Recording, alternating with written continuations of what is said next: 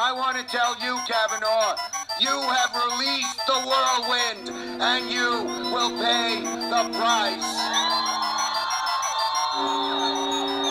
You won't know what hit you. I think for a lot of people, a conversation about civility feels like it misses the mark.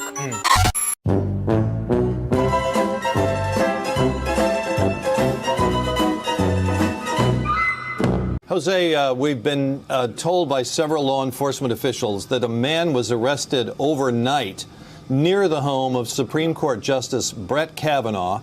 He was armed with a gun, a knife, and pepper spray, and told authorities that he was there to kill the justice. I told you. What did I tell you? Didn't I tell you? 'Cause I told you.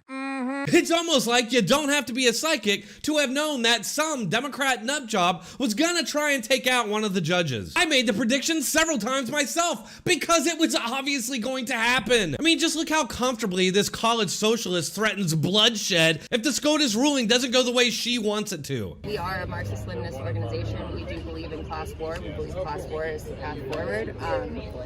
As we see right now, peaceful protests aren't, getting us much. We can't vote our way out of this. We need a new society, and in order to do that, there probably will be some censorship. I'm your huckleberry. But instead of condemning the threatening protest at judges' homes, they actually promoted it and ran cover for it. There are real questions and conversations today about protests outside Supreme Court justices' houses, particularly Justice Kavanaugh. Where do you think that line is? I think for a lot of people, a conversation about civility feels like it misses the mark. So far, all of the protests have seemed overwhelmingly nonviolent. There are plenty of protests that happen every single day in this country, around the country. Yes, there are going to be protests in front of Kavanaugh's house because people are angry. What about trying to apply equal standards? If there were Republicans protesting outside liberal justices and the tenor got hot, do you think it would be the same principles at play? Or would some people be having a different opinion? It is the same principle, although people would react differently. The idea that it's okay to show up to a judge's home before a ruling and protest is completely insane. How can you trust a judge's ruling if they're being intimidated to change them? Does anybody think for 1 second that we're gonna see a push by the media to find out who this guy watched on cable news or what books he read or what websites he was a member of, and then try to attach his actions to the words of Democrats or the media? Of course not. Instead, they're actually going to try and blame both sides and their political opponents. Very little detail at this point, Kate, other than to say this man is he's an adult man from California.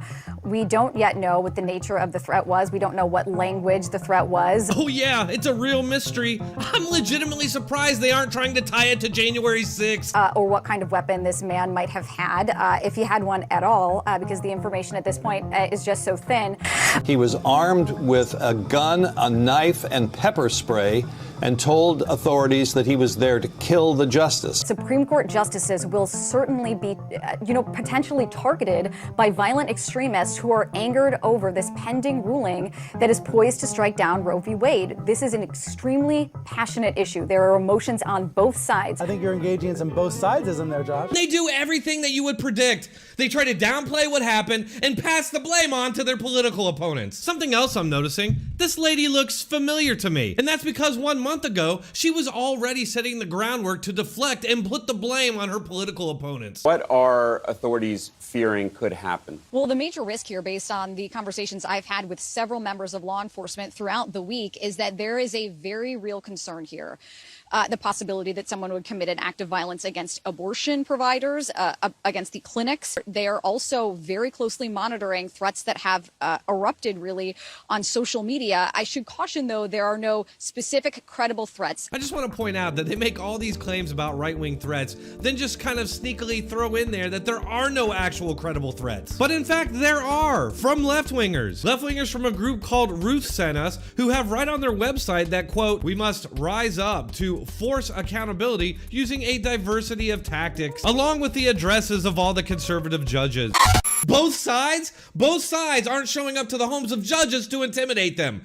Both sides aren't making threats. Why would the right wing want to make threats to these judges? They want Roe v. Wade overturned. Now, of course, I'll admit this is a brand new story. We don't have all the facts yet. But according to some of the reporting, the guy had a gun, a knife, and pepper spray, and admitted that he was there to kill Kavanugh. All right, folks, not a whole lot to say on the show because, like I said, it is a breaking news story, but I wanted to get it out to you all. If you enjoyed it, please share the video, hit that like button, and then subscribe. Leave a comment to let us all know what you think.